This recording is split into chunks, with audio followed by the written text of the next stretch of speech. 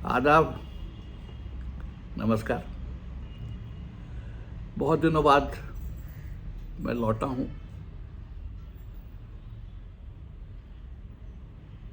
कोशिश करूँगा कि अब ज़्यादा गैर हाजिरियाँ ना हों। आज मैं आपको सुना रहा हूँ कन्हैया लाल कपूर का खाका,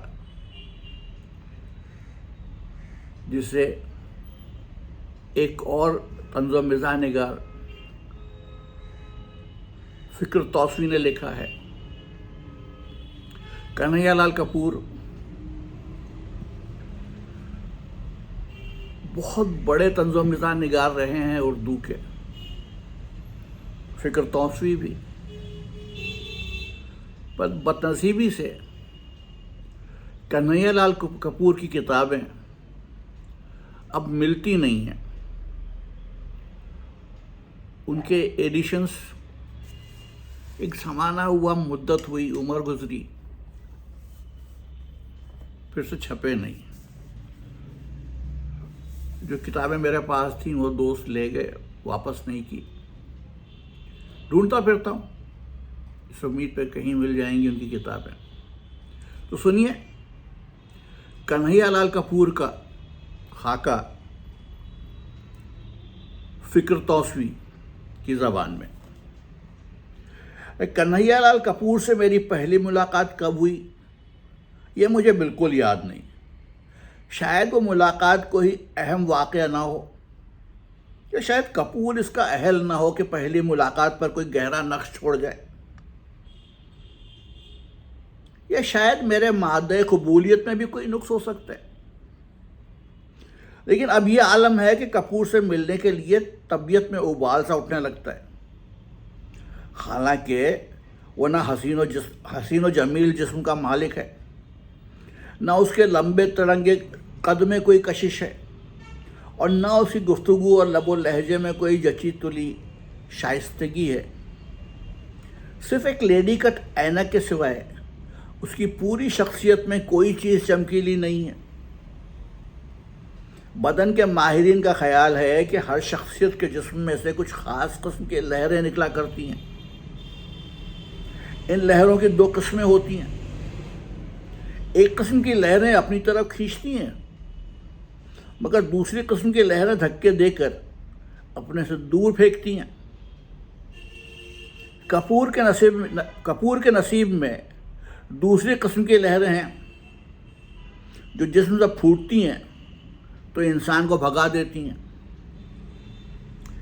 सैयद सज्जाद ज़हीर और कपूर दोनों में दो अलग अलग किस्म की लहरें हैं,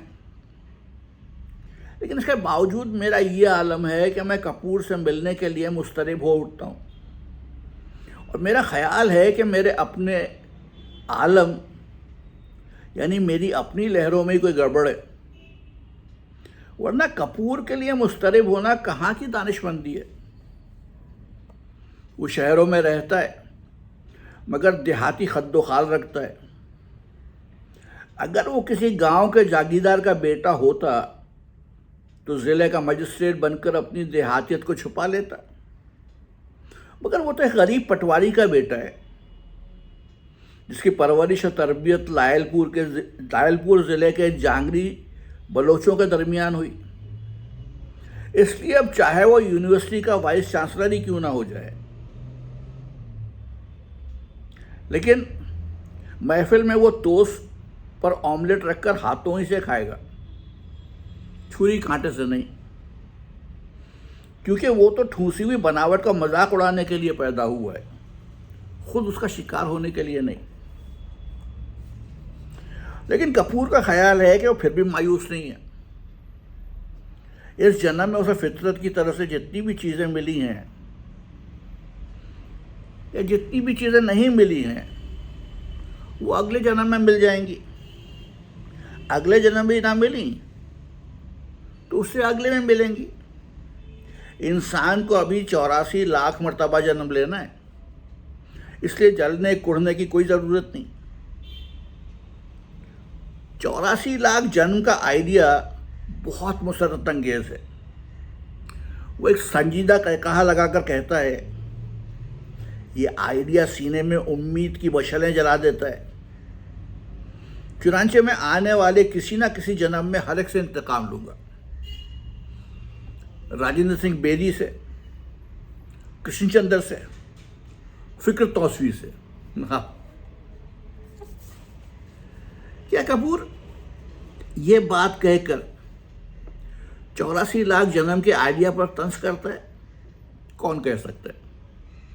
تو کپور کی کسی بھی بات کا کیا اعتبار ہے، کیونکہ وہ اپنی آنکھوں کے سامنے ہی دیکھ رہا ہے کہ وہ 60ویں سال میں داخل ہو چکا ہے، جس میں سے عمر کا بیشتر قیمتی حصہ اس کے خیال میں 3/4 حصہ تو ضائع چلا گیا ہے، یعنی ایک پورا جنم تباہ و برباد ہو گیا ہے۔ اور اب جبکہ دم واپسی اب سرے راہ ہے، تو اب چاہے وہ انڈیا کا پریزیڈنٹ ہی کیوں نہ بن جائے، اس سے کیا فرق پڑے گا؟ خوشی اور امنگ کے وہ لمحے تو ہاتھوں سے نکل ہی گئے، جبکہ وہ ایک دور افتادہ گاؤں میں سوکھے ٹکڑوں پر پلتا رہا، تلخیوں کے زہریلے گھونٹ پیتا رہا، یہاں تک کہ 8ویں سال ہی میں ماں کی ممتا سے بھی محروم ہو گیا۔ اس لیے اب چاہے پورا بھارت اس کی ماتا بن جائے، وہ اس سے محبت کی کون سی لہر کھینچ سکے گا؟ اس لیے آنے والے جنم پر بھروسہ رکھو اور کہے اڑاتے چلو۔ یہ کہے وہ اپنے مضامین میں بھی اڑاتا ہے اور روزمرہ زندگی میں بھی۔ یہ کہے اسے اپنی داخلی کرب و غم سے فرار اختیار کرنے میں مدد دیتے ہیں۔ وہ غم سے بھاگ کر کہے کہ دامن میں پناہ لیتا ہے، چاہے کوئی سا بھی غم ہو وہ اسے بھاگ جائے گا۔ اگر اسے کسی حسین ترین عورت نے نگاہ التفات سے نہیں دیکھا اور اس کے ذہن اور دل میں غم کی ایک سیاہی لکیر چھوڑ گئی، تو کپور اس حسین عورت پر آوازیں کسے گا، اس کے حسن پر نہیں بلکہ اس کی بدذوقی پر۔ وہ اس حسین عورت کا یہ کہہ کر مذاق اڑائے گا کہ تمہیں تو غالب کا ایک شعر سمجھنے کی بھی تمیز نہیں۔ گویا یہ کپور کا ایک فرار ہوگا جسے وہ بے التفاتی یہ حسن کے غم سے نجات پانے کے لیے اختیار کرے گا۔ کبھی کبھی تو یوں لگتا ہے جیسے طنز نگار کپور بڑا بہادر اور جیالہ انسان ہے، کیونکہ وہ دنیا کی بڑی سے بڑی طاقت کو ایک ہی فقرے میں چٹکیوں سے مسل دیتا ہے، لیکن کبھی کبھی اس کی بزدلی دیکھ کر اس کے جیالے پن پر شبہ ہونے لگتا ہے۔ ایک دفعہ کا ذکر ہے کہ کسی کالج میں اسے پرنسپل بننے کا یقینی چانس مل رہا تھا۔ کپور کی اپنی بھی یہی خواہش تھی کہ اتنی عمر پروفیسری کرتے بیت گئی، اب اسے پرنسپل ضرور بن جانا چاہیے۔ کوالیفیکیشن، تجربہ اور سفارش سبھی کچھ مکمل تھا۔ اسے انٹرویو کے لیے بلایا گیا، اس سے سوالات کیے گئے، کیوں جناب، کیا آپ اسپورٹس میں دلچسپی رکھتے ہیں؟ جی نہیں۔ کیا کالج میں کلچرل فنکشن کروا سکتے ہیں؟ جی نہیں۔ کیا آپ کالج کی اثر نو تنظیم میں حصہ لیں گے؟ جی نہیں۔ اور پھر کپور نے مجھے یہ بتایا کہ وہ سن کر بے حد مسرور ہوا کہ انٹرویو بورڈ اسے نہایت نااہل سمجھتا ہے اور اسے پرنسپل میں بننے کا چانس نہیں دیا جائے گا۔ اسے جان بوجھ کر سبھی جوابات غلط دیے تاکہ اسے ایک ذمہ دار پوسٹ سے فرار ہونے کا لطف حاصل ہو۔ یہی حالت اس کی گھریلو زندگی میں۔ وہ گھر سے بھاگنا چاہتے ہیں، حالانکہ 7 بچے، 1 بیوی اور ایک باپ اسے معاشی طور پر اپنے شکنجے میں جکڑے ہوئے ہیں۔ لیکن پھر بھی اس کا یہ فارمولا کہ جب تک آدمی جاگتا ہے، جب تک اس کی آنکھیں بیدار ہیں، اسے گھر میں دن اور رات بھر میں زیادہ سے زیادہ 1 گھنٹہ ہی رہنا چاہیے اور باقی وقت گھر سے باہر حالت فراری میں گزارنا چاہیے، چنانچہ اگر اس کا بچہ بیمار ہے تو وہ اسے اس ڈر سے ڈاکٹر کے یہاں نہیں لے جائے گا کہ کہیں ڈاکٹر یہ نہ کہہ دے کہ بچے کا بچنا محال دکھائی دیتا ہے۔ چنانچہ وہ اس مفروضہ خوف سے فرار کے لیے بیوی سے کہہ دیتا ہے کہ تم خود جا کر دکھاؤ۔ وہ یہ جانتا ہے کہ بیوی سودا صرف خریدنے کے لیے بازار جائے گی تو دیوڑے دام دے آئے گی، لیکن وہ اس نقصان مایہ کو ہنسی خوشی برداشت کر لے گا۔ وہ تو یہاں تک جانے کو تیار ہو جاتا ہے کہ اس کی پینٹ کا کپڑا خریدنے کے لیے 8 سالہ بچے شمبو کو بھیج دیا جائے۔ زیادہ سے زیادہ کتنا فرق پڑے گا آخر؟ یہی 5، 10، 12 روپے کا۔ مگر فرار تو ایک بیش قیمت چیز ہے۔ 5، 10، 12 روپے سے 1000 گنا زیادہ قیمتی۔ اور اس فراریت کے حق میں اس کے پاس بڑی بڑی دلچسپ دلیلیں بھی ہیں۔ مثلاً وہ کہتا ہے کہ دنیا کی یہ ساری جد و جہد آسائش کے لیے۔ آسائش اور فراریت کی سرحدیں بالکل قریب قریب ہیں۔ تم کام کس لیے کرتے ہو؟ اس لیے کہ کام کرنے کے بعد کام سے فرار حاصل کر کے پکنک پر چلے جاؤ۔ تم کام کے زیادہ بوجھ کو مشینوں پر کیوں ڈالنا چاہتے ہو؟ تاکہ تم کام سے فرار حاصل کر سکو۔ اور پھر وہ نہایت غرور سے گردن ابھار لیتا ہے اور کسی حد تک جھجکتے ہوئے بے باکانہ لہجے میں کہتا ہے، سوویت روس میں بھی تو کام کے 6 گھنٹے مقرر کیے گئے ہیں، آخر کیوں؟ کیا اسی لیے نہیں کہ باقی 18 گھنٹے کے لیے انسان فرار کی لذت سے آشنا ہو سکے؟ گویا وہاں 18 گھنٹے فرار کے اور 6 گھنٹے کام کے ہوتے ہیں۔ اور جب میں اس مسئلے پر اسے شدید اختلاف کرتا ہوں اور اسے کہتا ہوں کہ کپور صاحب آپ صرف اپنی ذاتی فراریت پسندی کو صحیح ثابت کرنے کے لیے سوویت روس کی مثال کو توڑ مروڑ کر پیش کرتے ہیں، تو وہ شاید ایک طنزیہ ہنسی ہنس کر کہتا ہے، تو توڑنا مروڑنا بھی تو ایک فرار ہی ہے جو چیز کی اصلیت کے مقابلے پر اختیار کیا جاتا ہے۔ اور فرار کا یہ جذبہ اس وقت نقطۂ عروج پر پہنچ گیا جب لاہور چھوڑنے کے بعد کپور نے موگا ایسے معمولی قصبے کا رخ کیا اور بمبئی یا دہلی کے بجائے موگا کو اپنی فراریت کا مسکن بنا لیا۔ موگا سے بھاگ کر وہ کہاں جائے گا؟ اس کے متعلق کچھ نہیں کہا جا سکتا، کیونکہ موگا کے بعد مختصر ترین جگہ قبر ہی ہے۔ لیکن سوال یہ ہے کہ وہ موت سے فرار اختیار نہیں کرے گا؟ اس کا حلقہ احباب بہت مختصر ہے، بلکہ اگر یوں کہا جائے کہ اس نے کوئی ایسا دوست نہیں بنایا جس پر وہ جی جان سے مٹ جائے تو زیادہ دیانت دارانہ رہے گا۔ یوں کہنے کو تو اس کے سینکڑوں دوست ہیں، مگر میرا خیال ہے کہ کپور نے کسی کو اپنا دل نہیں دیا۔ اگرچہ اس میں کپور کی بدمزاجی کو دخل نہیں ہے، کیونکہ ٹریجڈی یہ ہے کہ اس کے پاس دل کی مقدار ہی بے حد کم ہے۔ وہ کسی کے لیے بھی بے محابہ نہیں تڑپ سکتا، نہ اس کی یاد میں تارے گن سکتا ہے، نہ آہیں بھر سکتا ہے۔ یہ بات بھی نہیں ہے کہ وہ جذبات سے بالکل کورا ہے، بلکہ جھگڑا صرف مقدار کا ہے۔ وہ اگر کسی کو اپنی محبت سونپتا ہے تو دل سے نہیں بلکہ دماغ سے۔ اس کا دماغ ہی محبت کا فیصلہ کرتا ہے۔ اگر کوئی مرد ذہانت سے عاری ہے تو چاہے وہ یوسف ثانی ہی کیوں نہ ہو، کپور اس پہ منہ نہیں لگائے گا۔ وہ کہتا ہے کہ مرد کو ذہین اور عورت کو حسین ہونا چاہیے۔ عورت کے حسن کا فیصلہ بھی وہ دل سے نہیں دماغ سے کرتا ہے۔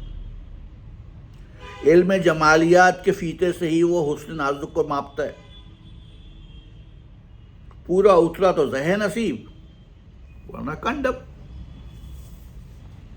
ہاں، اس کے لیے ایسے احباب کی تعداد بے شمار ہے جو کپور کو اپنا دوست سمجھتے ہیں، مگر کپور انہیں بناتا رہتا ہے، کیونکہ اگر کپور کسی کو نہ بنائے تو اس کی زندگی اجیرن ہو جائے۔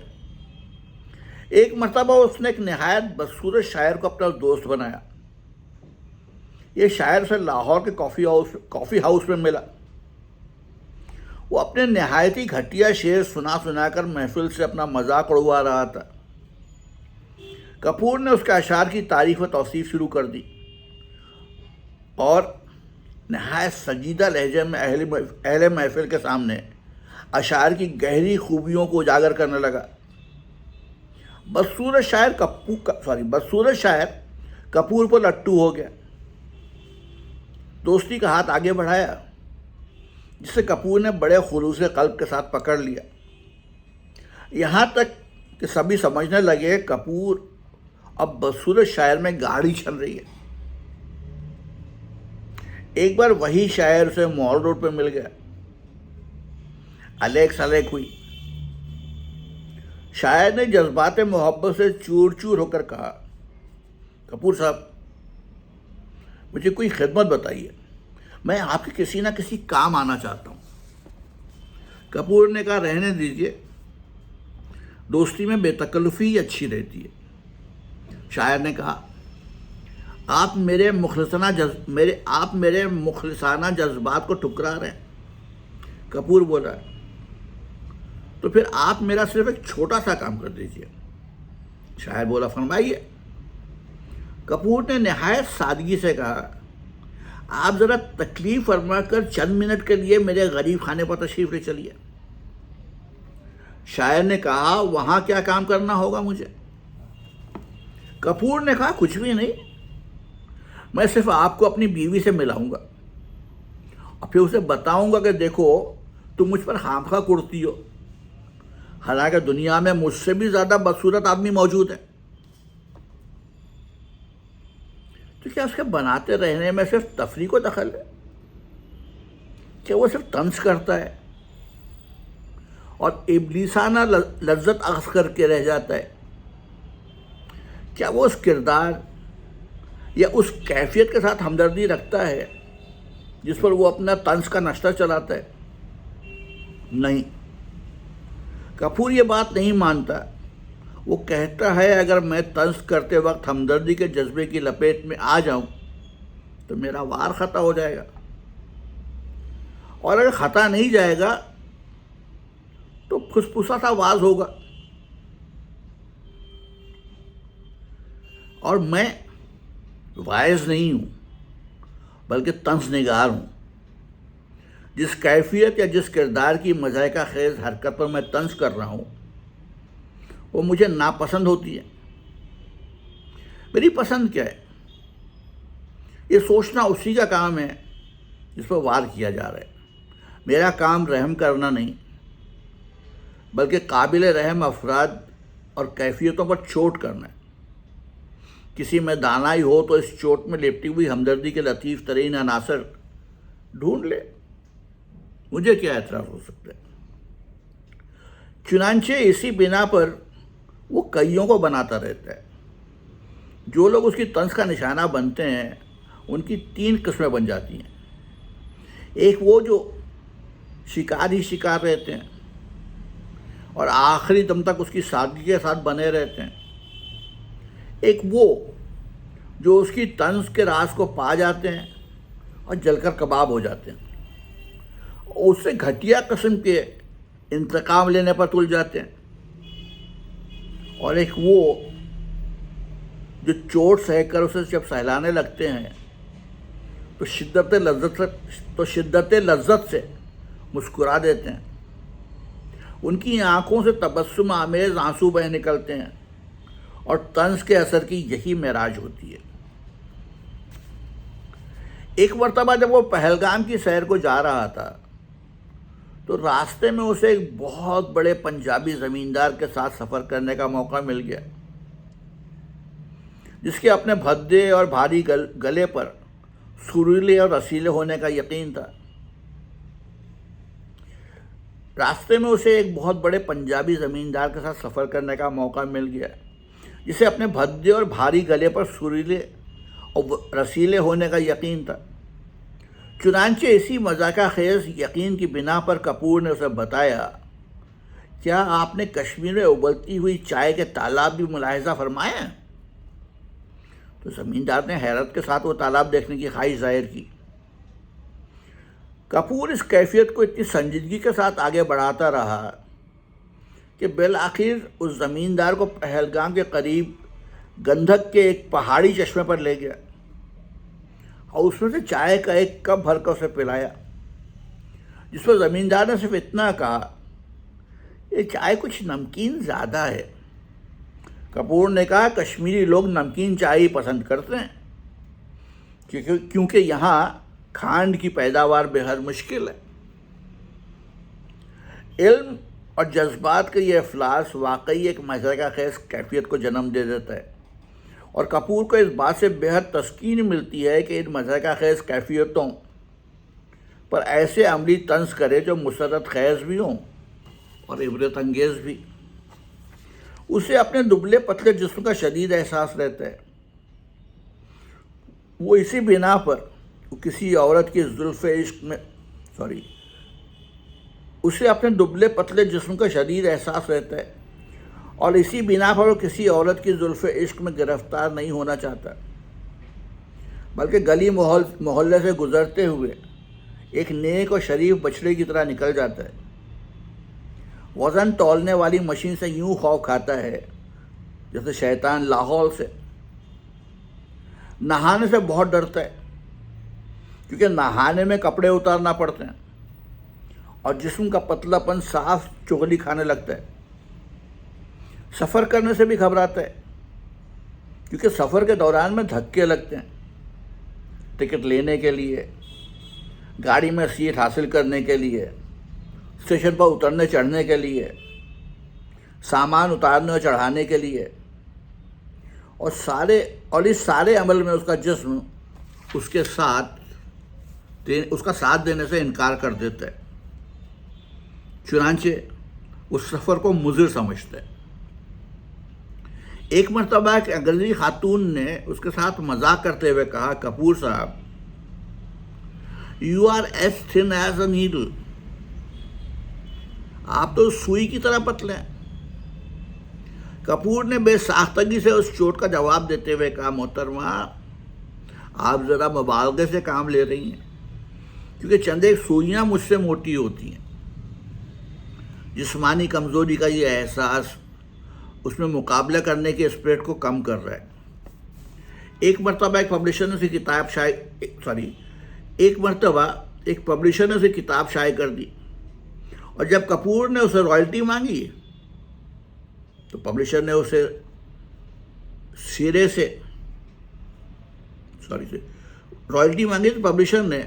سرے بازار جسمانی مقابلے کے لیے للکار دیا، جس پر کپور نے بڑی بے تکلف مسکراہٹ کے ساتھ وہ کتاب پبلشر کو مفت دے دی۔ اسی طرح ایک مرتبہ لاہور کے ایک سیاسی وکیل اور ادبی مجاہد نے اسے ایک طنزیہ مضمون لکھنے پر ڈویل کے لیے پکارا تو کپور نے معافی مانگ لی۔ اس کا مقولہ ہے کہ لڑائی صرف عقل مندوں سے کرنی چاہیے، مورخوں سے لڑائی کرنے میں ہڈیاں ٹوٹ جانے کا احتمال ہے، جو ایک نہایت احمقانہ عمل ہے۔ چنانچہ عقل مندوں کے ساتھ لڑائی کرنے میں اسے بے حد لطف آتا ہے۔ ایک مرتبہ محفل جمی ہوئی تھی تو ایک انٹلیکچوئل قسم کے حضرت تشریف لائے جو کپور سے بے حد ناراض تھے۔ چنانچہ انہوں نے باتوں باتوں میں اپنی ذہانت کا ہتھیار نکال کر کپور سے نبرد آزمائی شروع کر دی۔ کپور نے کہا، صاحب، میں نے تو آپ کو بڑا شریف آدمی سمجھا تھا۔ ان صاحب نے فوراً چوٹ کی اور کہا، کپور صاحب، میں بھی آپ کو شریفی آدمی سمجھتا تھا۔ اس پر کپور بھڑک اٹھا اور بولا، معاف کیجیے، آپ ٹھیک سمجھتے تھے، غلطی مجھ سے ہوئی ہے۔ چنانچہ ذہانت کے میدان جنگ میں اکثر پالا مار جاتا ہے۔ اگرچہ منٹو کا خیال ہے کہ ابھی تک منٹو اس میدان میں نقطۂ وحدت ہے، مگر منٹو کے اس دعوے پر اپیندر ناتھ اشک بگڑ جاتا ہے اور یوں ایک خاصا میدان کارزار گرم ہو جاتا ہے۔ کنہیا لال کپور صرف ایک طنز نگار و پالا ماری نہیں ہے، بلکہ اس میں سنجیدگی اور متانت کے جراثیم کی معاف کیجیے، کنہیا لال کپور صرف طنز نگار اور پالا مار ہی نہیں ہے، بلکہ اس میں سنجیدگی اور متانت کے جراثیم کا کافی مقدار میں ہے۔ وہ زندگی اور سماج کے ہر مسئلے پر اپنی ایک نہ ایک رائے رکھتا ہے۔ مثلاً خدا کے متعلق اس کا خیال ہے کہ اس کے وجود کو تسلیم کر لینا چاہیے، کہ دنیا میں بیک وقت اتنی خوبصورتی اور اتنی بدصورتی پیدا کرنا کسی بہت بڑے اعلیٰ اور برتر وجود کا ہی کام ہے، مگر وہ کسی مذہب کو نہیں مانتا، کیونکہ اس کا خیال ہے کہ کسی بھی مذہب میں کوئی ایسی غیر معمولی بات نہیں کہی گئی جسے ایک ذہین آدمی پہلے سے نہ جانتا ہو۔ لیکن وہ اچانک رومانٹک سا موڈ بنا کر کہتا ہے، مذہب میں جہاں جہاں بھی شریعت کے عناصر پائے جاتے ہیں وہ اسے بےحد پسند آتے ہیں۔ گیتا کے شلوک اور قرآن کے آہنگ پر وہ جھوم اٹھتا ہے۔ وہ اردو زبان کو ایک الہامی زبان سمجھتا ہے، کہ اس کا خیال ہے کہ دنیا کی ہر الہامی زبان کے خوبصورت ترین اور تاثر انگیز پہلو اردو میں موجود ہیں۔ اس زبان کو مارنے کی کوشش بالکل ایسے ہی ہے جیسے کوئی چنگیز خان کسی بہت بڑے علمی کتب خانے کو جلا دے اور اس جگہ پر ایک فوجی خیمہ کھڑا کر دے۔ کیا اردو زبان صرف دہلی اور لکھنؤ کی زبان ہے؟ میں نے اس سے ایک بار پوچھا تو اس نے بھڑک کر جواب دیا، لکھنؤ میں تو اردو زبان بے حد غلط بولی جاتی ہے۔ انہیں تو ابھی اتنا بھی شعور نہیں کہ کون سی چیز مذکر ہے اور کون سی مؤنث۔ اس کا خیال ہے کہ جب اس کے احباب اسے بتاتے ہیں کہ تم ادبی اعتبار سے اسٹیفنسن سے مشابہت رکھتے ہو تو وہ خوشی سے پھولا نہیں سماتا، لیکن جب اسے یہ خیال آتا ہے کہ اسٹیفنسن تپِ دق سے مرا تھا تو وہ گھبرا جاتا ہے اور سوچتا ہے کہ وہ اسٹیفنسن بالکل نہیں بنے گا، حالانکہ ایک ماہر پامس نے اسے صاف صاف بتا دیا تھا کہ تمہاری موت جگر کی خرابی کے باعث ہوگی۔ تو یہ تھا آج کا خاکہ کنہیا لال کپور۔ کوشش کروں گا کہ اپنے بڑھاپے کو تھوڑا سا روکوں اور پہلے کی طرح وہ روز کچھ نہ کچھ آپ کے سامنے پیش کروں۔ جو غلطیاں ہوئیں وہ بیماری سے اٹھنے کے تورن بعد یہ کرنے پر ہوئیں، اس کے لیے میں معذرت چاہتا ہوں، معافی چاہتا ہوں، क्षमा پرارتی ہوں۔ پھر ملوں گا، اجازت دیجیے۔